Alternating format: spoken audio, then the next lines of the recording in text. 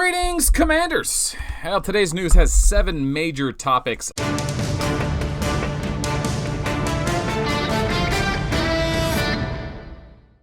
I'm going to jump right into what the title of this video is, and that penetration does not affect tear space damage. For whatever reason, I couldn't find the proof on the channel, so I've gone ahead and made the proof, and I'm going to do that now. It's not an official video. This will be the official video for it. It'll be tagged for it. Whenever you want to find anything proof related, if it's in the news or if it's on the channel, just search whatever you're looking for, the type of proof, and then search Melt, and usually it'll pull up in YouTube. So that's just showing you that 644,000 is the base damage if you're using damage gear, Titans, whatever.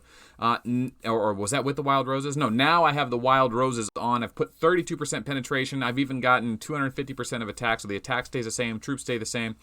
But in this proof, I will be showing you 644,000 damage tear space versus with what the damage is with 32% penetration, which is going to be 644,000, and that's the end of this proof. Here it is. It's all cut together very poorly. The FPS is terrible, but there's the proof. So no surprise there, and that kind of goes down to the original idea of the new troop meta, and that is that the new troops were replacing the old Tier 12. Remember, the old Tier 12 had this defense meta, right? Tear space, right? Tear space, what it does is it gives you bonus damage if you land a hit based on the amount of HP you had.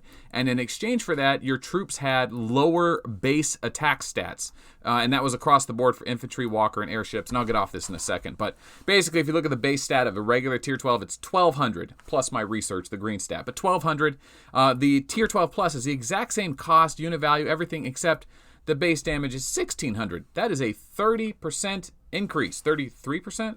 33% increase. Something like that. And that means that the troops are less tanky, less defense stats, but they hit harder. That means penetration was the stat meant for Tier 12 Plus. But penetration also seems to work better on commanders that have ramping damage. Not like Vega and Gilly, because they ignore stats, but like Golem and Satalia, or Galileo, or Blade, or commanders that ramp up. Now, Galileo and Blader haven't yet been fully revealed in the Tier 12 Plus meta, but now that we have these leadership transferring chips, we're going to start seeing a lot more testing. I know Ned is doing some testing because it's basically cheap. It's now cheap to switch over your main commander to something different, and you can test out without destroying all your leadership. The cost is high, though. It's $18,000 for the smart transfer chip.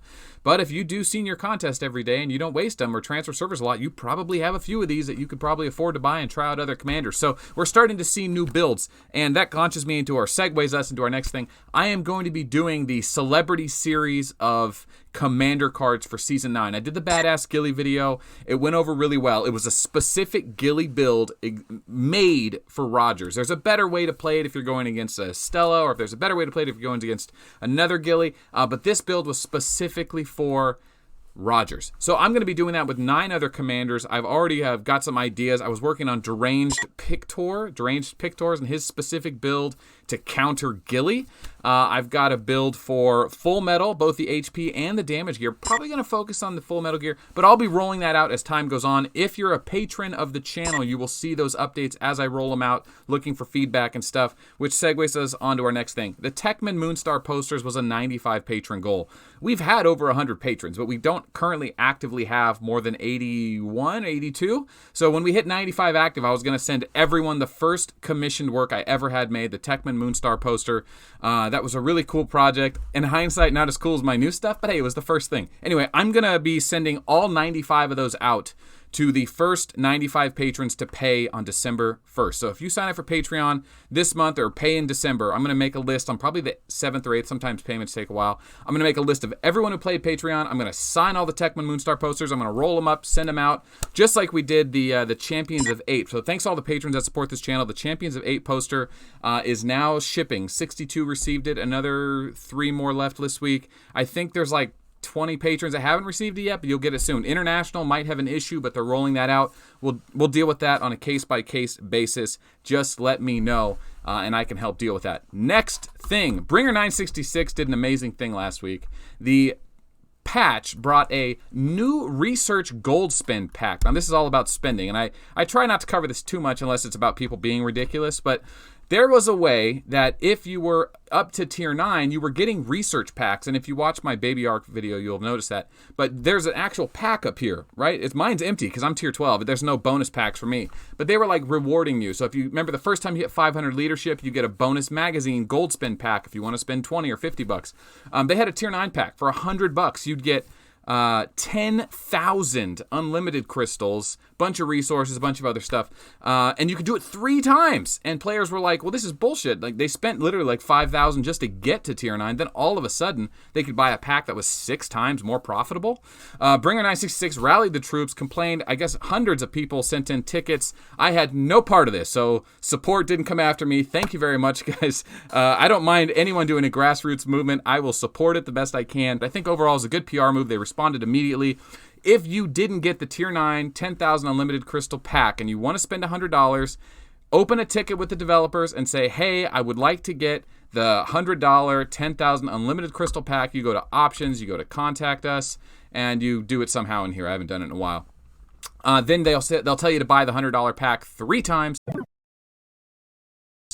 and then you will get they'll mail you the system message with all the stuff in it. That picture should be here. So you can do it 3 times. Now, I did find out that someone who wanted to remain anonymous, Doc, I don't know why you want to remain anonymous, but we'll just call him Doc.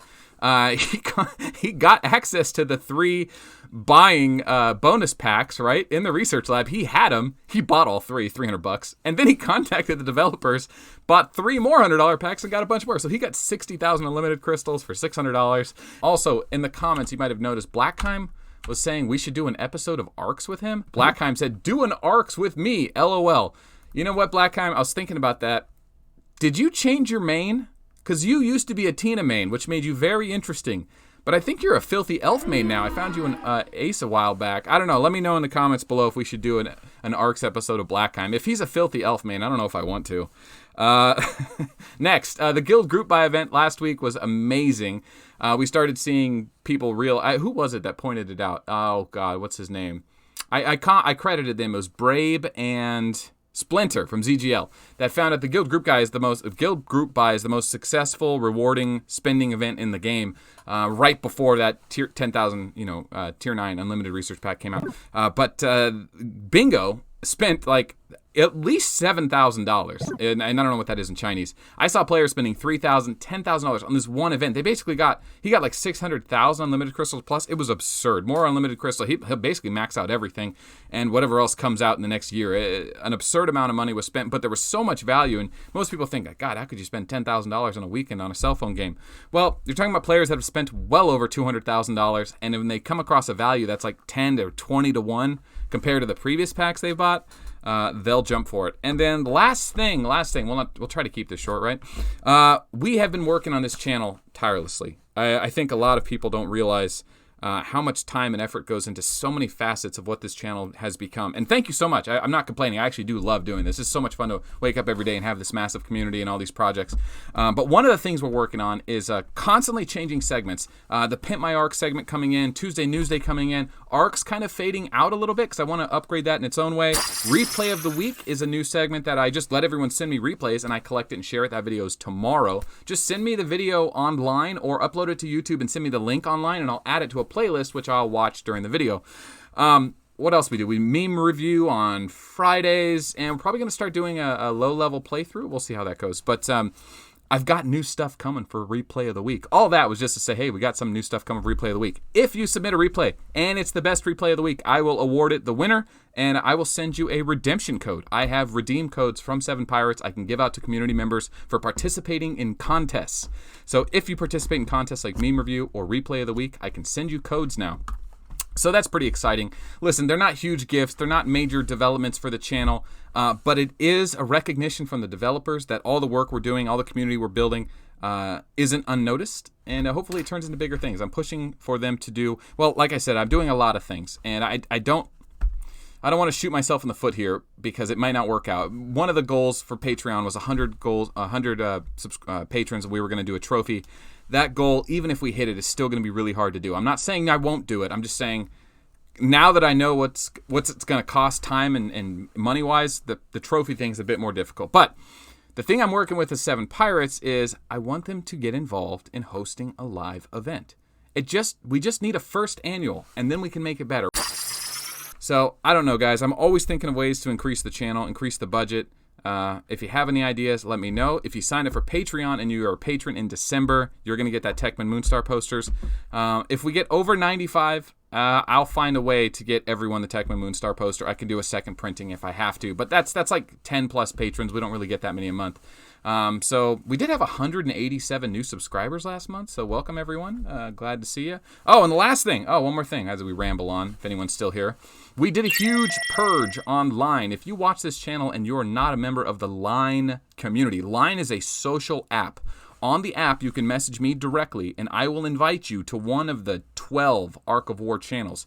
There's 3 base channels, which are essentially the same, right? Primetime, Spawning Pool, You Suck at Ark of War, the 3 channels. Those are for beginners or intermediates or experts to hang out, talk Ark of War, help other players, bounce ideas off each other, share Ark of War related content. Great for guilds to invite their guild members to get their feet wet there, and then you maybe teach people how to start their own Line chat so they can have their guild online. But we purged 500 inactive members. So we had like 1,500 members.